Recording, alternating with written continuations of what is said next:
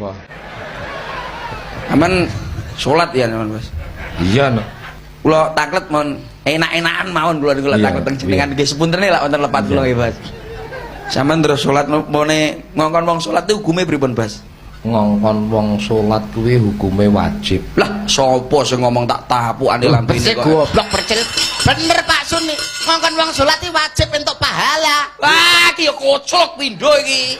Goblok pekok kowe iki ya. Wes, nek kuwi tak serane YouTube ben dijelasne. Lho, Sing diaturne Pak Sun ki bener ngongkon wong salat ki wajib. hukume wajib. Oleh pahala. Sapa sing ngomong ngongkon wong salat ki dosa? Ya umpamane Pak Sun ki salat Allahu Akbar. Pak Sun tanggal sak menten niku pripun kula kongkon teng mriku? Dosa Dik, wong salat kok dikongkon. Anakmu salat Allahu Akbar, tukokno rokok le. Dosa, goblok. Lak ngajak wong salat ki wis beda timbangane ngongkon. Oke masuk. Anda sahabat